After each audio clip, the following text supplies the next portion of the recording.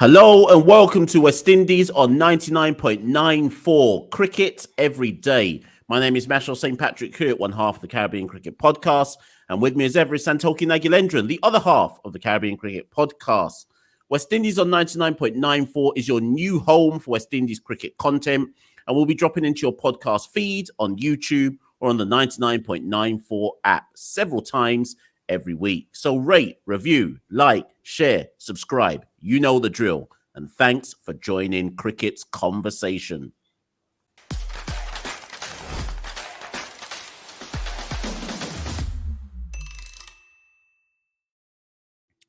So Santoki, we're 9 days into 2023. Our phrase is always, there's never a quiet day in West Indies cricket. But I don't know, Santoki.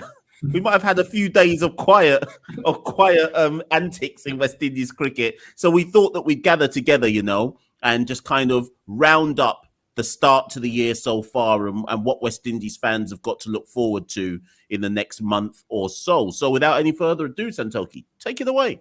Yeah, Mash, as you said, this sort of feels like the calm before the storm. So we better appreciate these few weeks of golden silence. But yeah, as you said, Mash, we're just here to summarise sort of what's going on in West Indies cricket for this month and looking ahead. And I think let's start off, Mash. There's been one active player, currently West Indian, who's been taking part in the franchise league and the Big Bash League in Australia.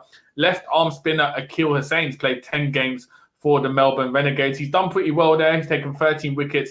As we expect from Akil, been very economical. And Mash, I know he's sort of someone who, if you're outside the region, he's only come into your radar probably in the last year or so, but he's approaching 30 years old. He's been a stalwart in the regional scene. So it feels like he's finally got his opportunity to start in bigger stages. And inevitably, after these performances in the Big Bash League, he's got to deal with the Multan Sultans in the Pakistan Super League. And even bigger with the Sunrisers Hyderabad. He's going to be linking up with Brian Lara for his maiden IPL stint. Now, Mash, as ever with West Indies cricket, this links to the inevitable question. Akil Hussain is someone, he took part in a few regional games for Trinidad and Tobago earlier. He was actually called up as a net bowler for West Indies home test series. Talked up as someone who should maybe get a chance to play test cricket. With the sort of we get him for the next few years, because once you get an IPL deal, even if that doesn't get renewed, you end up getting deals in other smaller franchise leagues to keep you going for the year. Is this the end for Akil Hussein's hopes of playing Test cricket? If you're a West Indian fan, listen, Santoki, the more things change, the more things stay the same. And we, for those people listening who are like fans of West Indies on 99.94, or if you've listened to some of our work on Caribbean Cricket Podcast, I am not exaggerating when I say that literally, I think about a year to a year and a half ago, Santoki and I recorded an episode where we said that Akil Hussein's going to get the big bag. And I think we would have intimated at the time that if Akil ended up getting the big bag, we could pretty much say goodbye to the chances of Akil Hussain playing red ball or test cricket for the West Indies. And the joke is, Santoki, when you look at Akil Hussein's number, and maybe this is where we have to kind of look at West Indies selectors in fairness and not just blame franchise cricket. When you look at Akil Hussein's numbers in domestic cricket, much like someone like a Brandon King, you would have thought that at some point in time he was naturally veering towards ending up with a spot on the West Indies test side. Yet now, if you say to me on the 9th of January 2023 that do I think Akil Hussain will ever play for West Indies in red ball cricket? No chance. No way. Because the only way that would ever happen is our selectors would have to be bold, they would have to think outside the box, and they would have to accept that the current global market when it comes to cricket, and particularly for West Indian players, means we can't afford to judge people by what they do now in domestic cricket in red ball and say come back and play play a full season of red ball. It's just not happening. It's not happening. And I am now starting to get very worried, Santoki. I know we hardly play any test matches in the next cycle anyway, but I'm starting to get very worried, Santoki, that our selection pool is getting smaller and smaller with regards to, and hear me out here, the top quality players we can select. We're starting to slowly inch towards a scenario where we can only pick players for tests based on who's left. That sounds really kind of fatalistic and dramatic, but do you get where I'm coming from, Santoki? Because 2 years ago, you and I were saying, oh, we should pick Nicholas Pooran and Evan Lewis. 2 years later, you and I have given that up now. we know, we know that's not going to happen. So now I'm looking at the next lot where I'm like, boy, we should pick Akil Hussein and Brandon King. And I started to think that's never going to happen as well, Santoki. What's your take on it? Yeah, I think we don't have the luxury in the West Indies of having a massive population and players to pick from. So it sort of feels like we're shooting ourselves in the foot by increasing the margins in terms of selection. So we've got a small pool, and now we've narrowed that down based on criteria in terms of policy for selection. Akil Hussein is an interesting one because West Indians, as we know throughout history, have always been reluctant to pick specialist spinners in their test side. And Akil Hussein sort of been a victim of that. But he scored a century in first-class cricket for Trinidad. So he can bat. We've seen it in the T20 format as well. So it does beg the question of why he hasn't ever been given the opportunity. He's played first-class cricket over 20 games. He's essentially, he can work as an all-rounder because he can bat and he can spin. But you feel now West Indies have sort of left it too late. He's probably not going to choose to play Test cricket. If you're getting multiple deals and earning millions a year, you're not going to go back and commit to playing Test cricket when he was sort of sitting dormantly for the past 5-6 years as someone who was there to be picked, and we missed the opportunity.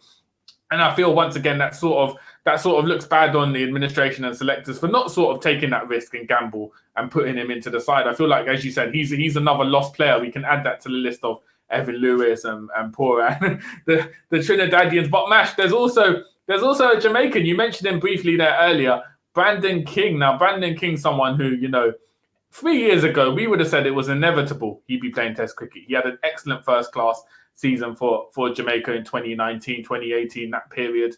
However, for his benefit, he had a good CPL, but his career sort of went off in a tangent and he sort of became a white ball player. And we're seeing now, similar to Akil saying, he's getting deals. He's got a deal in the upcoming UAE T20 League, and he plays for West Indies white ball ODIs and T20 cricket.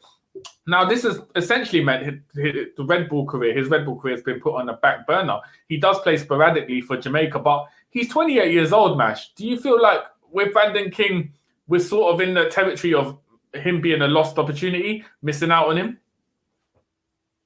Do you know what I'm going to say, Santoki? It's... okay, it's your regular Mashal reckless comment coming up right here. Do you know what I'm going to say, Santoki? Yeah. Cricket West Indies might need to sack Desmond Haynes and Roland Butcher, Oh, wow. and they might. Listen. No, hear me out. Hear me out. They might need to bring us in, They might actually need to bring us in because one or two things have to change here. Listen, Roland Butcher ain't even. Man's been in the job for about a week now.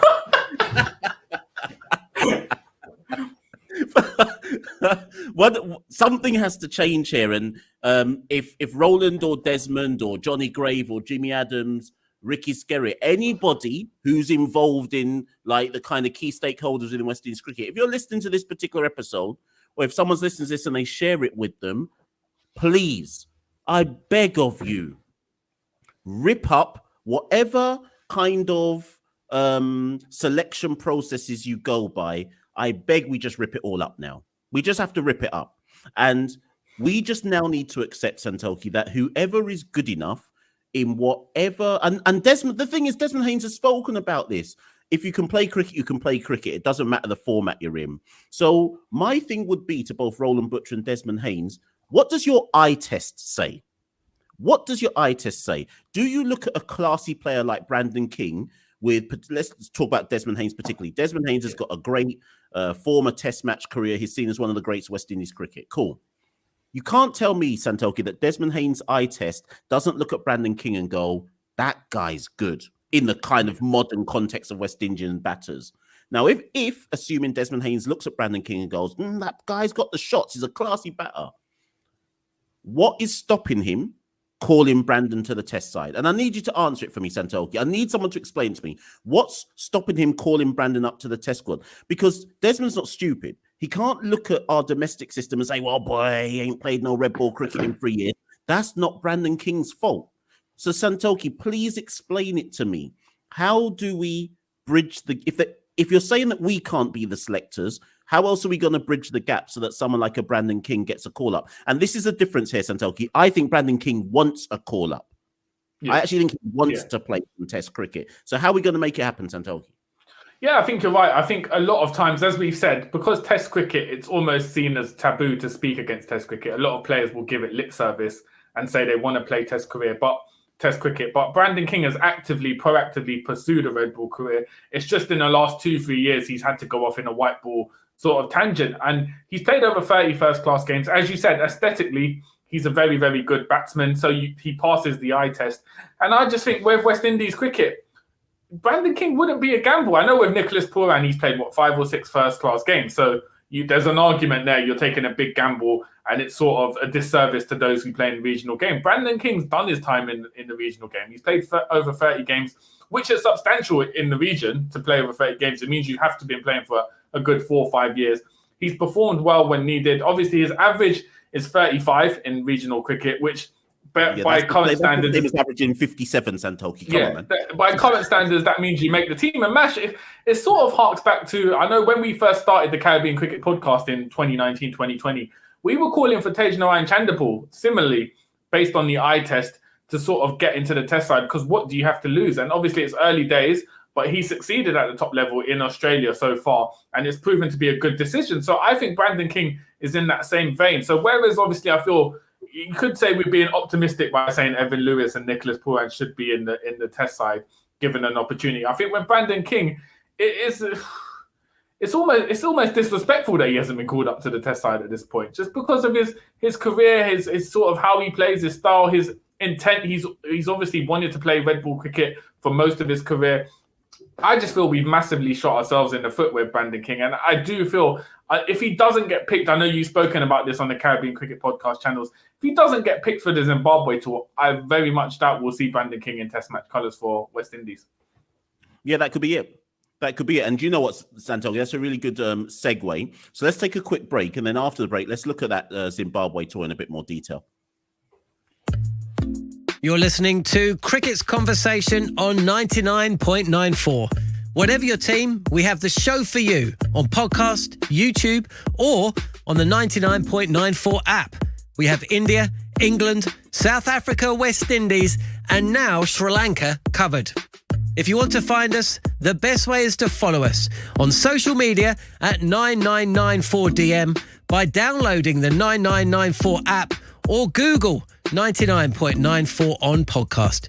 We speak cricket.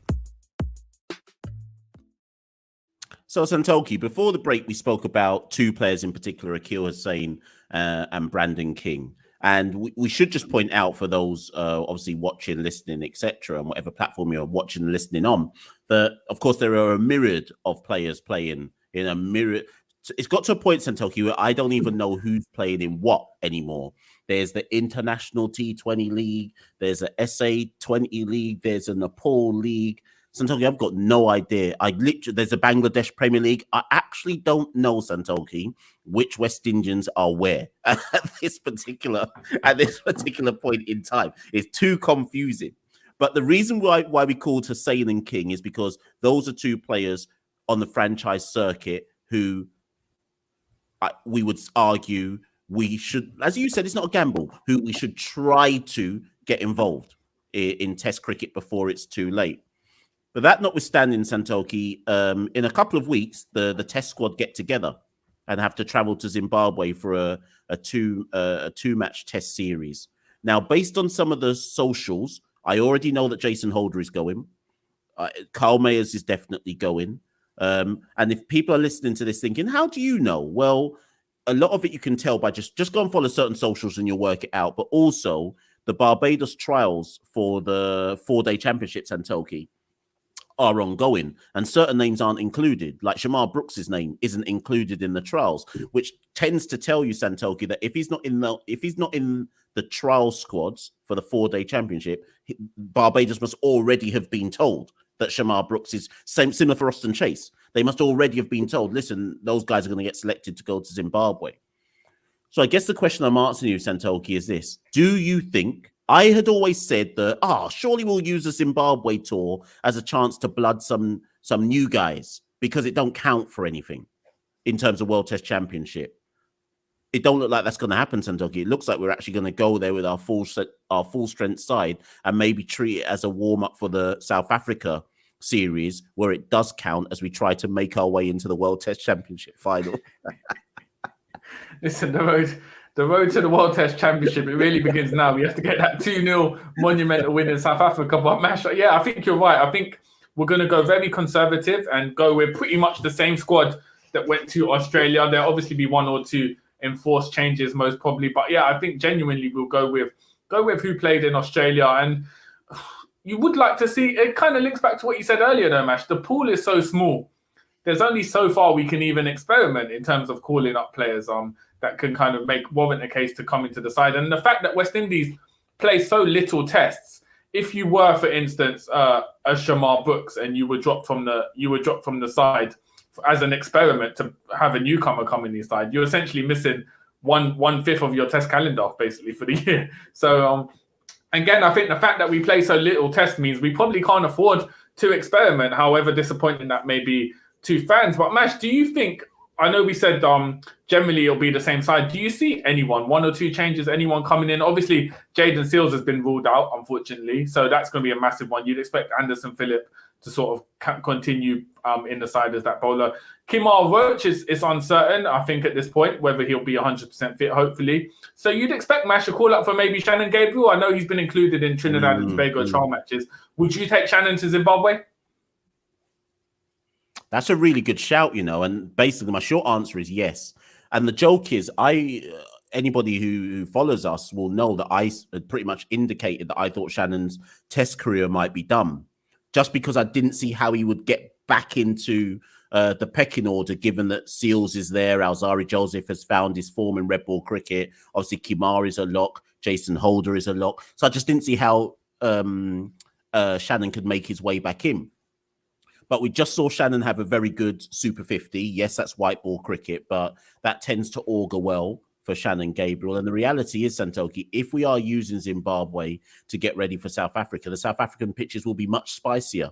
And you're going to want the raw pace of Shannon Gabriel. There are very few bowlers in the region that can actually touch Shannon Gabriel's pace. Maybe Alzari Joseph on top prime form, but really it's Shannon or bust. So I wouldn't be surprised to see us be even more conservative and recall 34-year-old Shannon Gabriel back to the test side.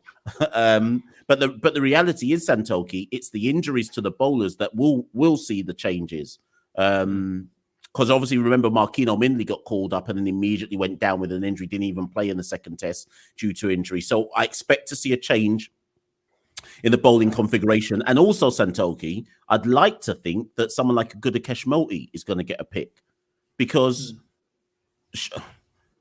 Santoki, they're not going to go to Zimbabwe and South Africa with Roston Chase as a specialist spinner. Surely not. No, surely not. So I'm expecting to see someone like a Gudakesh Motie get a pick, even a Rakeem Cornwall. They may go in with two spinners in one particular match. So even Rakeem might get a pick again. But it's the batters, Santoki, where, let me put this back to you then. This is our batting lineup when everyone is fit. Craig, Tage, Bonner, Jermaine Blackwood, Kyle Mayers, possibly Jason Holder at 6, and then De Silva at 7. Let's just say for argument's sake it's that. Do you see anybody, if everyone's fit, batting wise, do you really see, so as much as we can say someone like a Brandon King, do you actually see anybody breaking through into the side to replace any of those players?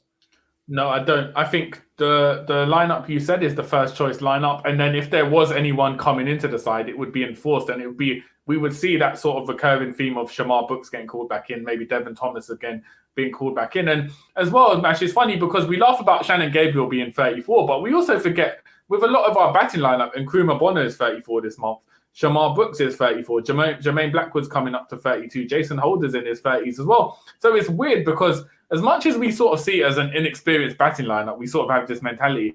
is essentially an aging batting lineup. Or within the next 2-3 years, we're going to have to replace pretty much the whole of the middle order. So again, that sort of links back. I know we sound like a broken record again. Why someone like Brandon King, who's 28, hasn't been integrated into this side, bearing in mind his age as well. So that is also another big issue. But Mash, I think one thing's for sure, in Zimbabwe and South Africa, there's going to be a lot of pressure on Craig Brathwaite to lead the line for the runs, Mash, as captain. And there's also our sort of talisman with the bat.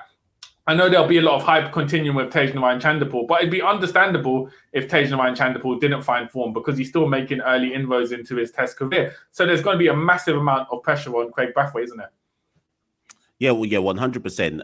And we have to, like, again, salute Craig for his 2022. He most definitely led from the front.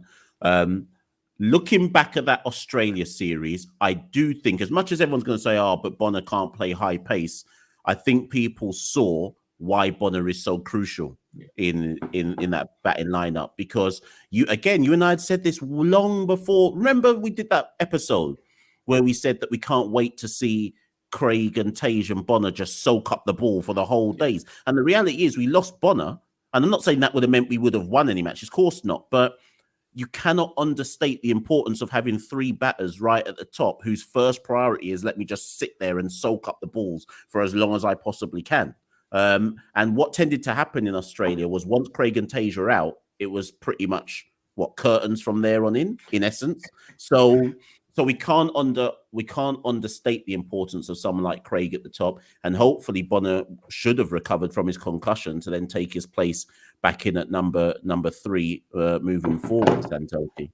But I think it's also just one final point on Zimbabwe tour. I think also it's important not to underestimate Zimbabwe because this is their first test in nearly 2 years. So they're going to have a very, very vocal home crowd. You know, they got players such as Sekanda Raza. We know what they can do. Gary Balance, the former England player, is going to be back and probably playing in the test. So it would be easy for West Indies, and West Indies fans to underestimate Zimbabwe. But, they're going to be very, very tough opposition. So our batsmen will need to be on top form. Yeah, most definitely. I would expect us to win one test. I am not 100% certain that we'll win 2. But listen, I'm expecting yes, and this is the reality again. So the ridiculous nature of the global game. How can this be Zimbabwe's first test in so long? Much less against a full member. Like it's. I mean, they're a full member. What am I talking about? But you know what I mean in terms of one of the more established. Like, it's ridiculous. It's absolutely ridiculous. And it's weird, Santoki, because in a roundabout way, despite us being West Indians and wanting us to win, I actually hope Zimbabwe do well at the same time, just to almost show up how ridiculous it is that they don't even get to play that much Test cricket. Obviously, I still want to beat them, but I just think I do think it's important in the global sense of the game that they are very competitive in the series as well, to kind of show up some of the kind of dunderhead decision making that goes on in the world game. But listen, Santoki, let's take another quick break and then let's wrap up the rest of this month. If you love the language of cricket and want more, then head over to the 99.94 app and you can hear all of our podcasts and cricket commentary.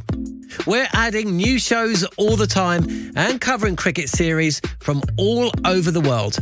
Be the first to hear all of our announcements by following us on social media at 9994DM. Welcome to Cricket's Conversation.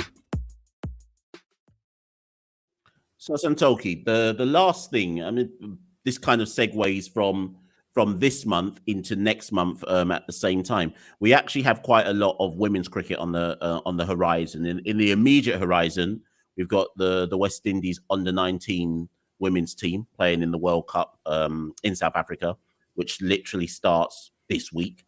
They're in a group with Indonesia, Ireland, and New Zealand, which then feeds. We have to end in the top 3 out of 4 in that group to then get into the Super 6 stage.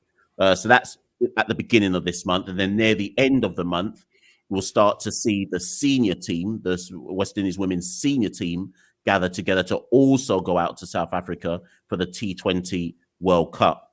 Now, Santoki, I'm just going to say the following, right?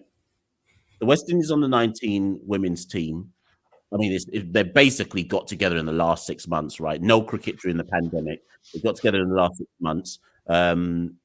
They have, in those last 6 months, they've lost a series 4-1 to the United States. They've lost to India A, lost to India B, lost to Sri Lanka, lost twice to New Zealand. None of those things is meant to cuss them. That's not my point. It's more, if anything, it kind of again points to like the disparity in kind of structures and infrastructure and so on and so forth.